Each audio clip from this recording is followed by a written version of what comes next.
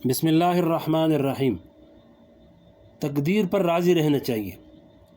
فرمایا کہ ایک حدیث میں حضرت ابو درداء رضی اللہ فرماتے ہیں، جب اللہ جل شانہ کسی کام کے بارے میں فیصلہ فرما دیتے ہیں کہ یہ کام اس طرح انجام دیا جانا ہے، تو اللہ تعالیٰ اس بات کو پسند فرماتے ہیں کہ میرا بندہ اس فیصلے پر راضی ہو اور اس فیصلے کو بے چون و چرا تسلیم کرے۔ یہ نہ کہے کہ یوں ہوتا تو اچھا ہوتا۔ فرض کریں کہ اگر کوئی ایسا واقعہ پیش آیا جو طبیعت کو ناگوار ہے، طبیعت کے خلاف ہے، اور وہ غم اور تکلیف کا واقعہ ہے، اب پیش آ چکنے کے بعد یہ کہنا کہ اگر یوں کر لیتے تو یہ واقعہ پیش نہ آتا، ایسا کہنے سے حضور پاک علیہ السلام نے منع فرمایا ہے۔ اس لیے کہ جو واقعہ پیش آیا وہ تو پیش آنا ہی تھا، اس لیے کہ وہ اللہ جل شانہ کا فیصلہ اور اس کی تقدیر تھی۔ تم اگر 1000 تدبیر بھی کر لیتے تب بھی وہ فیصلہ ٹلنے والا نہیں تھا۔ لہذا اب فضول یہ باتیں کرنا کہ ایسا کر لیتے تو ایسا ہو جاتا، یہ باتیں اللہ جل شانہ کے فیصلے پر راضی ہونے کے منافی ہیں۔ ایسی باتیں کرنا مومن کا کام نہیں۔ حقیقت میں اگر غور کر کے دیکھا جائے تو انسان کے پاس رضا بالقضاء یعنی تقدیر پر راضی ہونے کے علاوہ کوئی چارہ ہی نہیں ہے، اس لیے کہ تمہارے ناراض ہونے سے وہ فیصلہ بدل نہیں سکتا۔ جو غم پیش آیا ہے، تمہاری ناراضگی سے وہ غم دور نہیں ہو سکتا، بلکہ اس ناراضگی سے غم کی شدت اور تکلیف میں مزید اضافہ ہو جائے گا، اور یہ کہے گا کہ ہائے ہم نے یہ نہ کر لیا، فلاں تدبیر اختیار نہ کر لی۔ اگر غور کر کے دیکھا جائے تو یہ نظر آئے گا کہ رضا بالقضاء میں در حقیقت انسان کی تسلی کا سامان ہے، اور ایک مومن کے لیے اللہ تعالیٰ نے اس کو تسلی کا ذریعہ بنا دیا ہے۔ فرمایا کہ تقدیر تدبیر سے نہیں روکتی، اور یہ تقدیر عجیب و غریب عقیدہ ہے جو اللہ تعالیٰ نے ہر صاحب ایمان کو عطا فرمایا ہے۔ اس عقیدہ کو صحیح طور پر نہ سمجھنے کی وجہ سے لوگ طرح طرح کی غلطیوں میں مبتلا ہو جاتے ہیں۔ پہلی بات یہ ہے کہ کسی واقعہ کے پیش آنے سے پہلے تقدیر کا عقیدہ کسی انسان کو بے عملی پر آمادہ نہ کرے۔ مثلا ایک انسان تقدیر کا بہانہ کر کے ہاتھ پر ہاتھ رکھ کر بیٹھ جائے اور یہ کہے کہ جو تقدیر میں لکھا ہے وہ ہو کر رہے گا، میں کچھ نہیں کرتا۔ یہ عمل حضور پاک صلی اللہ علیہ وسلم کی تعلیم کے خلاف ہے، بلکہ حکم یہ ہے کہ جس چیز کے حاصل کرنے کی جو تدبیر ہے اس کو تم اختیار کرو، اس کے اختیار کرنے میں کوئی کسر نہ چھوڑو۔ دوسری بات یہ ہے کہ تقدیر کے عقیدے پر عمل کسی واقعہ کے پیش آنے کے بعد شروع ہوتا ہے۔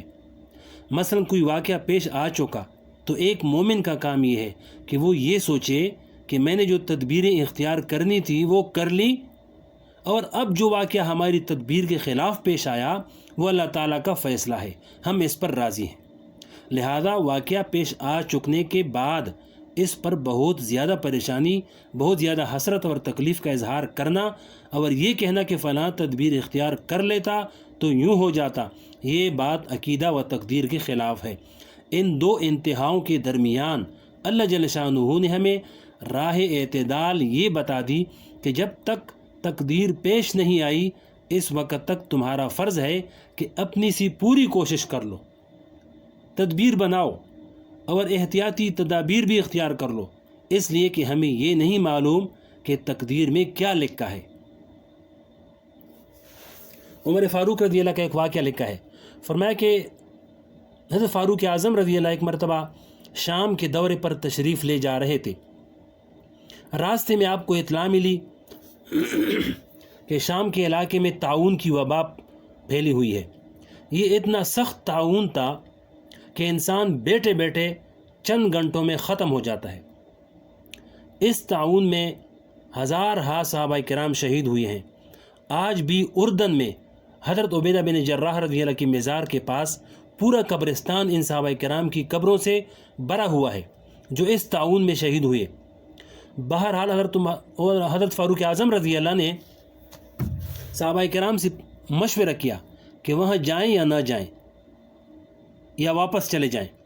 اس وقت حضرت عبدالرحمن بن عوف رضی اللہ نے ایک حدیث سنائی کہ حضور پاک صلی اللہ علیہ وسلم نے یہ ارشاد فرمایا ہے کہ اگر کسی علاقے میں طاعون کی وبا پھوٹ پڑے تو جو لوگ اس علاقے سے باہر ہیں وہ اس علاقے کے اندر داخل نہ ہوں، اور جو لوگ اس علاقے میں مقیم ہیں وہ وہاں سے نہ بھاگیں، یعنی وہ وہاں سے باہر نہ جائیں۔ یہ حدیث سن کر حضرت فاروق اعظم رضی اللہ عنہ نے فرمایا کہ اس حدیث میں آپ کا صاف صاف ارشاد ہے کہ ایسے علاقے میں داخل نہیں ہونا چاہیے، لہذا آپ نے وہاں جانے کا ارادہ ملتوی کر دیا۔ اس وقت ایک صحابی غالباً حضرت ابو عبیدہ بن جراح رضی اللہ عنہ تھے، انہوں نے حضرت فاروق اعظم رضی اللہ سے فرمایا کہ کیا آپ اللہ کی تقدیر سے بھاگ رہے ہیں؟ یعنی اگر اللہ تعالیٰ نے اس طاعون کے ذریعے موت کا آنا لکھ دیا ہے تو وہ موت آ کر رہے گی، اور اگر تقدیر میں موت نہیں لکھی تو جانا اور نہ جانا برابر ہے۔ جواب میں حضرت فاروق اعظم رضی اللہ نے فرمایا، اے ابو عبیدہ رضی اللہ تعالیٰ عنہ، اگر آپ کے علاوہ کوئی شخص یہ بات کہتا تو میں اس کو معذور سمجھتا، لیکن آپ تو پوری حقیقت سے آگاہ ہیں، آپ یہ کیسے کہہ رہے ہیں کہ تقدیر سے بھاگ رہا ہوں؟ پھر فرمایا کہ ہاں، ہم اللہ کی تقدیر سے اللہ کی تقدیر کی طرف بھاگ رہے ہیں، اللہ کی تقدیر سے اللہ کی تقدیر کی طرف بھاگ رہے ہیں۔ مطلب یہ تھا کہ جب تک واقعہ پیش نہیں آیا اس وقت تک ہمیں احتیاطی تدابیر اختیار کرنے کا حکم ہے، اور ان احتیاطی تدابیر کو اختیار کرنا عقیدہ تقدیر کے خلاف نہیں ہے، بلکہ عقیدہ تقدیر کے اندر داخل ہے، کیونکہ نبی صلی اللہ علیہ وسلم نے حکم فرمایا ہے کہ احتیاطی تدابیر اختیار کرو، چنانچہ اس حکم پر عمل کرتے ہوئے واپس جا رہے ہیں۔ لیکن اس کے باوجود اگر تقدیر میں ہمارے لیے طاعون کی بیماری میں مبتلا ہونا لکھا ہے تو اس کو ہم ٹال نہیں سکتے، لیکن اپنی سی تدبیر ہمیں پوری کرنی چاہیے۔ یہ ہے ایک مومن کا عقیدہ کہ اپنی طرف سے تدبیر پوری کی، لیکن تدبیر کرنے کے بعد معاملہ اللہ تعالیٰ کے حوالے کر دیا اور یہ کہہ دیا کہ یا اللہ، ہمارے ہاتھ میں جو تدبیر تھی وہ تو ہم نے اختیار کر لی، اب معاملہ آپ کے اختیار میں ہے، آپ کا جو فیصلہ ہوگا ہم اس پر راضی رہیں گے، ہمیں اس پر کوئی اعتراض نہیں ہوگا۔ لہذا واقعہ کے پیش آنے سے پہلے عقیدہ تقدیر کسی کو بے عملی پر آمادہ نہ کرے۔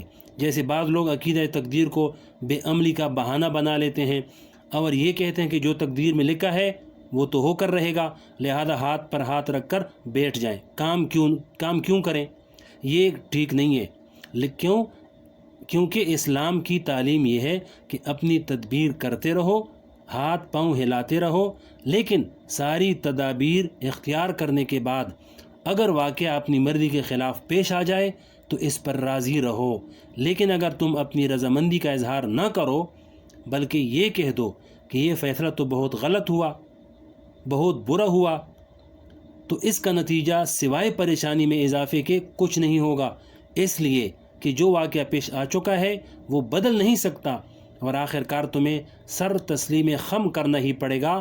اس لیے پہلے دن ہی اس کو تسلیم کر لینا چاہیے، جو اللہ تعالیٰ کا فیصلہ ہے ہم اس پر راضی ہیں۔ آگے اور بھی تفصیل ہے، اگلے ویڈیو میں انشاءاللہ سنائیں گے۔